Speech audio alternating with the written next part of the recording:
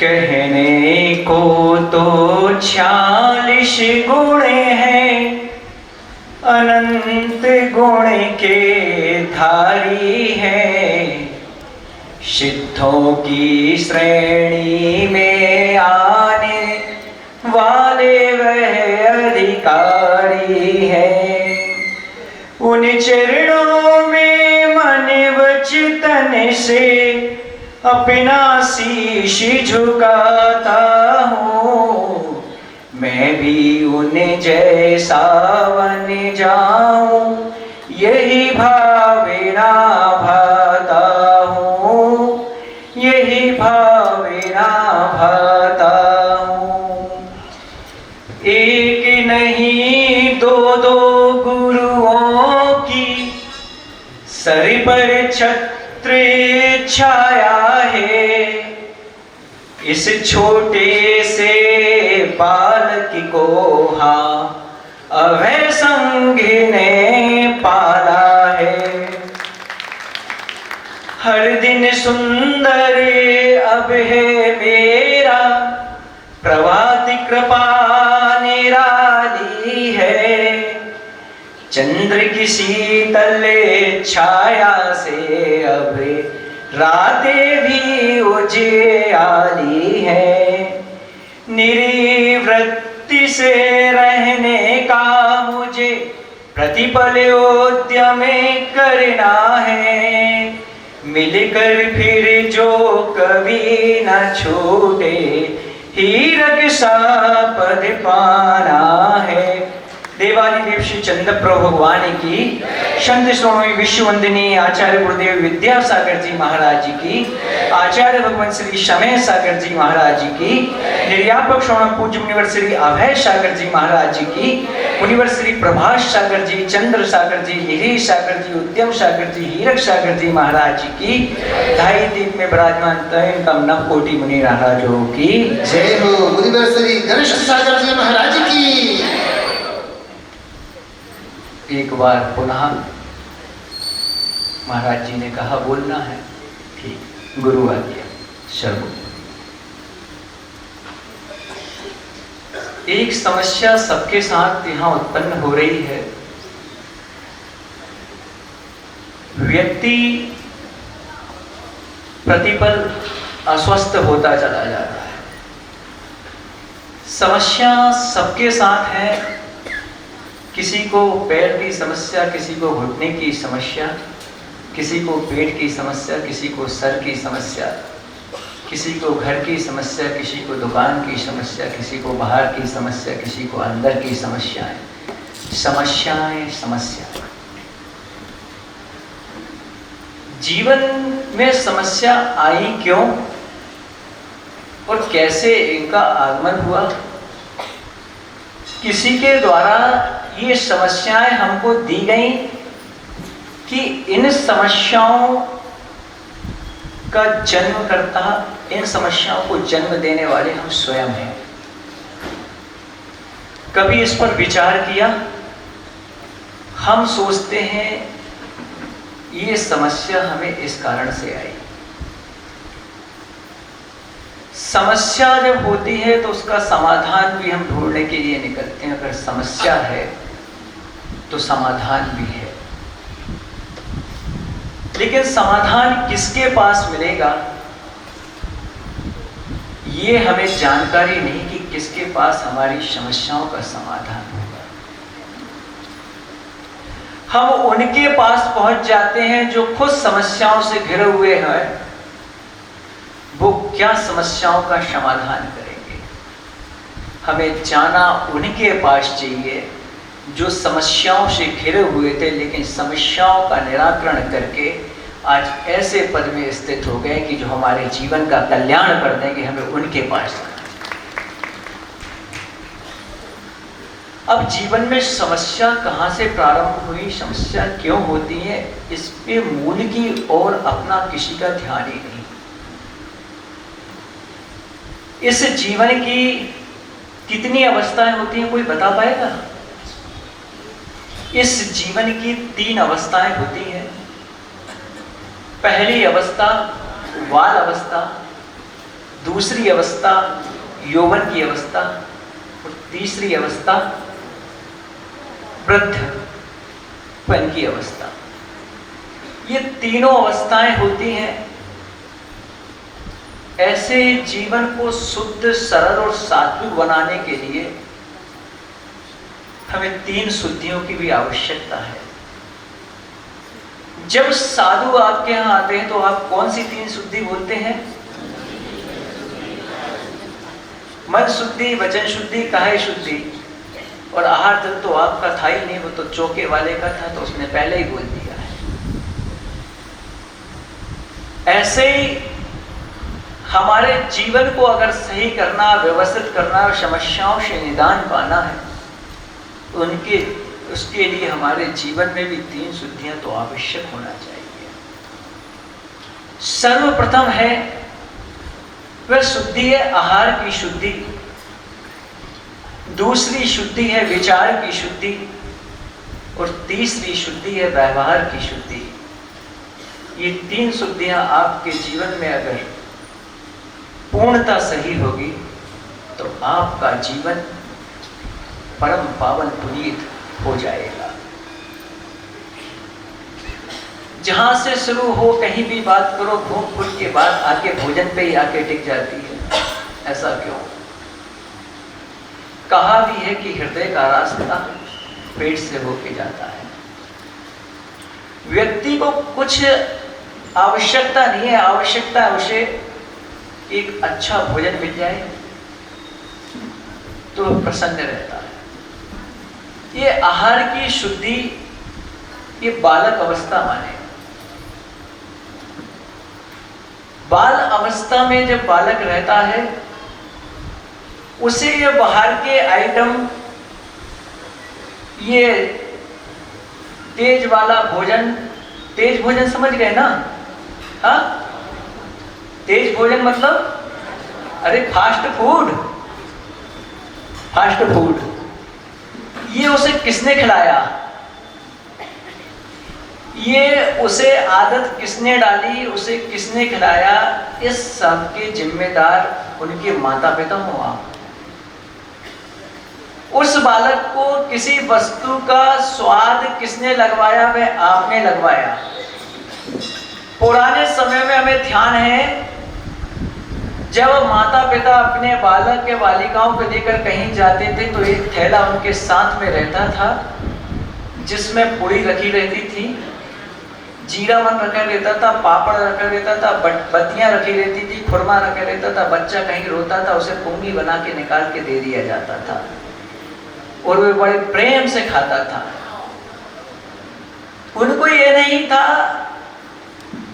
पहले का बालक जब खेलता था तो इस धूल मिट्टी में पूरा लथपथ हो जाता था। कई लोग कहते थे कि अभी नहा धुला के तैयार कराया है, अभी काला टीका लगाया था, एक क्षण देख नहीं पाया, ये पुनः जाके मिट्टी में लथपथ हो गया और इसने अपने आप को खराब कर लिया। उस बालक को उठाने के लिए, उसको हृदय से लगाने के लिए तब माँ नहीं सोचती थी, बड़े प्रेम से उठा लेती थी और हृदय से अपने सीने से लगा लेती थी। लेकिन आजकल के फैशन के दौर में हमारी जो पहने हुए सूट साड़ी उनकी किलिश खराब ना हो जाए, इसलिए हम उस पर उतना ध्यान नहीं देते। तात्कालिक व्यवस्था में कौन बनाएगा पुड़ी, कौन बनाएगा खुरमी, कौन बनाएगा बतिये, कौन रखेगा बैग में, नगद नारायण साथ में रखो, सबका हल मिलेगा। बच्चा रोया, भूख लगी, कुछ चाहिए है, जाओ। आपने अपने पर्स में से निकाला 10 का नोट, 20 का नोट और उसको पकड़ा दिया। पहले का बच्चा जाता था वो 10 और 20 का नोट लेके हलवाई की दुकान पे जाता था, वहां से जलेबियां और मिठाई लाके बड़े प्रेम से अपनी घर की देरी पर खाता था। और वह तो सब हट गया। अब वह जाता है दौड़ लगा के किराने की दुकान पे, जहां लड़ों में कुछ सारी चीजें टंगी रहती हैं जिन्हें school time, box, Kurkure, Maggi noodles सब आपने तात्कालिक व्यवस्थाओं से 10 और 20 का नोट दिया और वह लेके गया और वहां से ले आया वह packet. School time, Motu Patlu, ना जाने कितने कितने नामों से आ गए और उसकी जीभ को स्वाद लग गया उन्हीं बाहर के सामग्री का। ये स्वाद लगवाने वाला कौन है? वह जानता था? नहीं। उसने जैसा खाया अन्न वैसा होगा उसका मन। अब आहार की शुद्धि आपने रखी नहीं, आपने यहां वहां का खिला दिया।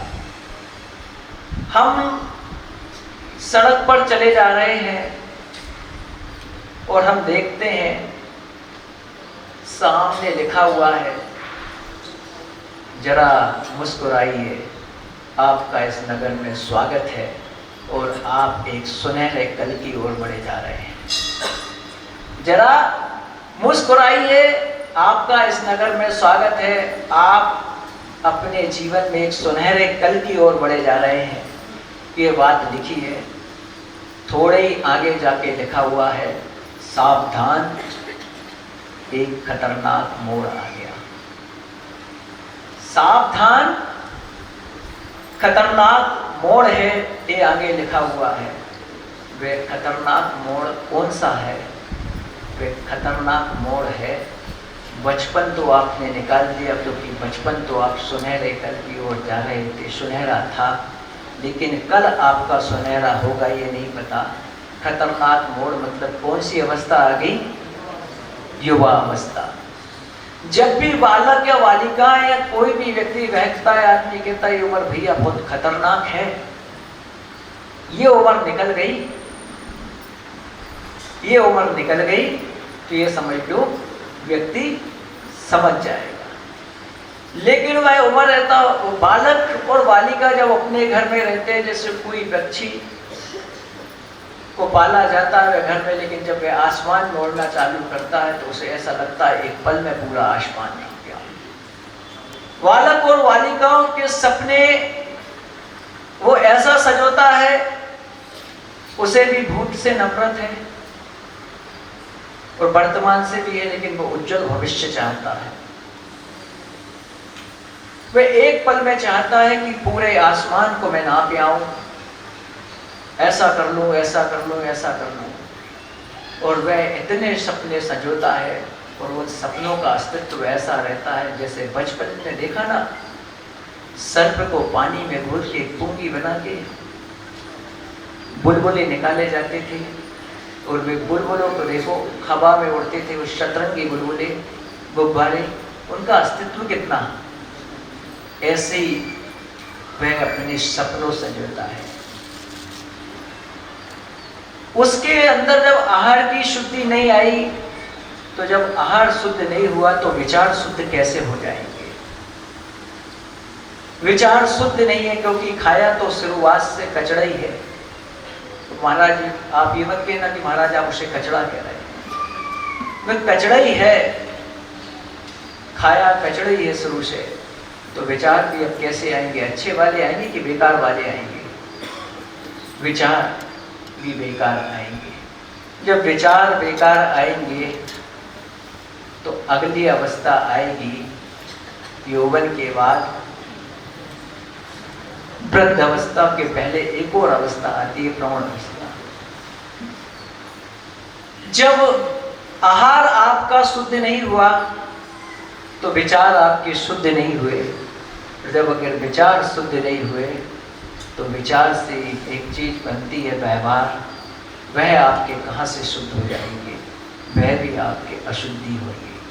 मतलब यौवन के बाद जो प्रौढ़ अवस्था आई वह भी आपकी बिगड़ गई, वह अवस्था भी आपकी बिगड़ गई। मूलभूत कारण अगर कहीं भी पकड़ना है सारी समस्याओं का, अगर जड़ है तो प्रारंभिक अवस्था से।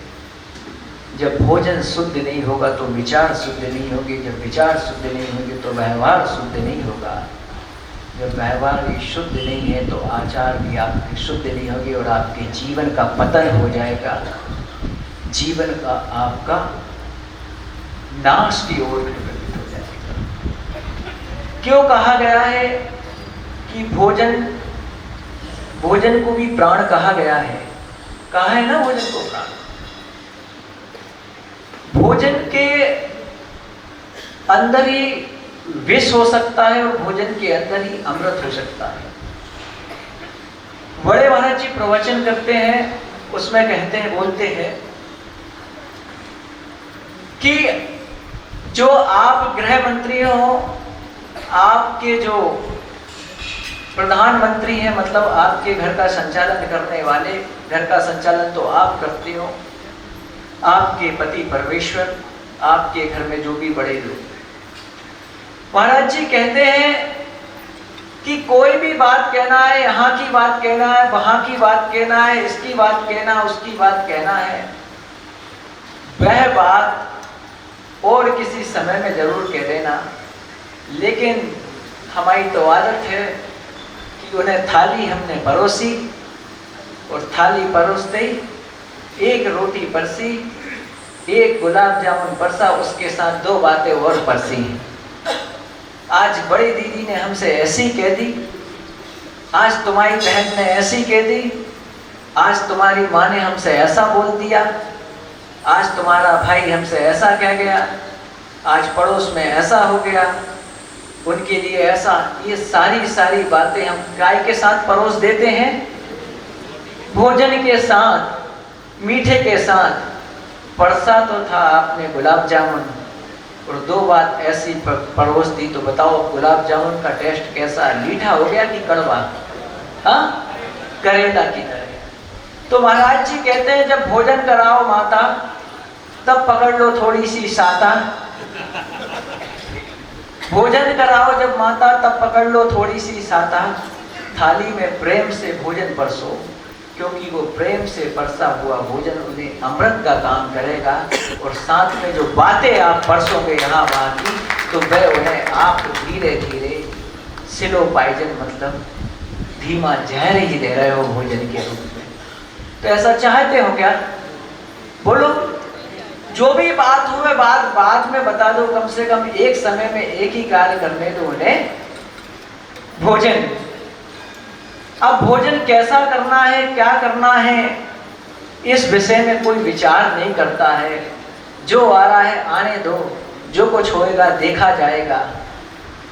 जो आ रहा है आने दो, जो कुछ होएगा देखा जाएगा। ये 32 दांतों के बीच में एक महारानी बैठी हुई है। 32 दांतों के बीच में एक महारानी बैठी हुई है। इसकी बहुत लालसाएं रहती हैं, इसको तो सब ऐसा ऐसा चाहिए।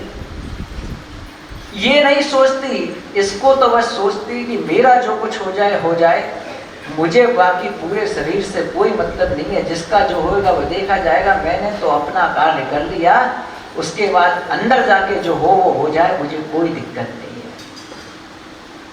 भोजन कैसा करना है, कब करना है, कितनी मात्रा में करना है, क्या करना है। लोग कहते हैं चौके में जाते हैं, महाराज ले लो, कछु नहीं हुई गए। महाराज इसमें कुछ नहीं है। भैया अगर कुछ नहीं है तो फिर काय को दे रहे हो? महाराज ले लो, इसमें कुछ नहीं है। कुछ नहीं है तो किस लिए दे रहे हो? साधु जब भोजन करता है तो अपने हिसाब से आहार करता है, वह उतना ही इस तन को वेतन देता है जिसमें उसके आवश्यक अच्छे रूप से बन सके। क्यों? इस तन को वह सेठ नहीं बनाता। अगर सेठ बनाएगा तो वह आलसी हो जाएगा। इसलिए तन को उतना ही भोजन देता है जितना उसे आवश्यक है। अब देना क्या है जीवन में,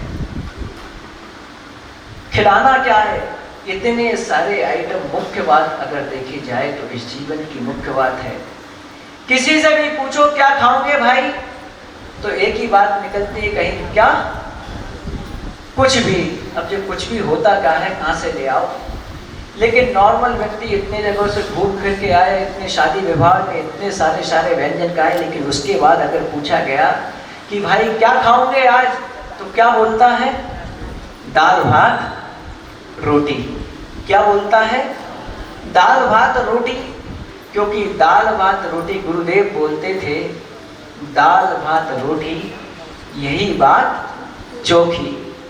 इसको खाने से, प्रतिदिन खाने से ना कभी पेट खराब होगा, ना कोई समस्या बनेगी, ना कैस्ट्रोल आयत बढ़ेगा, मतलब कैलोस्ट्रोल बढ़ेगा, हाँ, ना घुटनों में दर्द आएगा।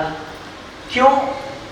दाल भात रोटी खा के जहाँ हम अपने शरीर को स्वस्थ रख सकते हैं, उसी प्रकार हमारे जीवन और आचरण में भी 3 दाल भात रोटी चाहिए हमको। कौन सी दाल चाहिए, कैसी दाल चाहिए, सबकी अलग अलग चॉइस है। कोई तुअर की दाल, कोई मूंग की दाल, कोई उड़दों की दाल, कोई मसूर की दाल, किसी को मालूम चलता सब मिक्स दाल चाहिए, सबकी अलग अलग है, ठीक है। भात चाहिए, किसी को लंबा वाला, किसी को विष्णु भोग, किसी को बासमती, किसी को छोटा वाला, किसी को गीला, किसी को सूखा, किसी को फ्राइड, सब अलग भात सभी को चाहिए। और सभी को रोटी चाहिए, कोई को खोई रोटी चाहिए, कोई को पाई रोटी चाहिए, कोई को मोटी रोटी चाहिए, कोई को कड़क रोटी चाहिए, कोई को छोटी रोटी चाहिए, कोई को पतली रोटी चाहिए। हाँ? महाराज कह रहे किसी को तंदूरी रोटी चाहिए। तंदूरी रोटी तो महाराज एक विषय देखा हमने तो दिमाग में आया, कौन कहता है कि मंदिर के बाहर सड़क पे ही मांगते हुए लोग देखे? कौन कहता है कि मंदिर के बाहर और सड़क पे ही मांगते हुए लोग देखे हैं? हमने बड़े बड़े रिसेप्शन में बड़े बड़े लोगों को, प्लेटों को आगे कर लेते हैं तंदूरी रोटी के लिए। तंदूरी रोटी का स्टॉल है, डोसे का स्टॉल, अच्छे अच्छे बड़े बड़े हमने तो देखा है। भैया भैया एक भैया जल्दी जल्दी प्लीज भैया दे, एक दे दो एक। ये बेचारा सबको दाल भात रोटी जीवन में आवश्यक है। अब लेकिन आचरण में दाल प्रतिदिन रखो अपने पास और प्रतिदिन खाओ। ऐसे ही अपने जीवन में भी चाहिए तो उतार लो। क्षमा की जैसे दाल भात रोटी आपके लिए आवश्यक है, आप स्वस्थ रहोगे, ऐसे ही आपके जीवन में क्षमा की दाल होना चाहिए और प्रेम का भात होना चाहिए और धैर्य की रोटी होना चाहिए, जिससे आपका जीवन भी सुंदर बनेगा और आपका दाल भात रोटी से आपका शरीर भी स्वस्थ रहेगा। तो गुरुदेव कहते थे, लोग कहते हैं महाराज आप गरिष्ठ नहीं लेते, महाराज आप गरिष्ठ नहीं लेते। तो हमने कहा एक लाल रंग का डिब्बे में एक लाल रंग से भरा हुआ पानी है, उसमें अगर और पानी डालोगे तो क्या हो जाएगा, कैसा हो जाएगा? लाल ही हो जाएगा। हरे में हरा डालोगे हरा। तो गुरुदेव ने हमारा नाम जो रखा है, आप जो लेते हो वही हो जाता है गरिष्ठ। गुरुदेव कहते थे और लिखा भी है कि दाल भात रोटी यही बात चोखी। ऐसे ही हमारे जीवन में क्षमा की दाल हो, क्रोध को जीतने के लिए, मान को जीतने के लिए सब प्रेम का भात हो और लोभ को जीतने के लिए धैर्य की रोटी हो। इसी बात को लेके 9:13 हो गए हैं। अपनी बात को विराम देता हूँ। अहिंसा परमो धर्म की जय।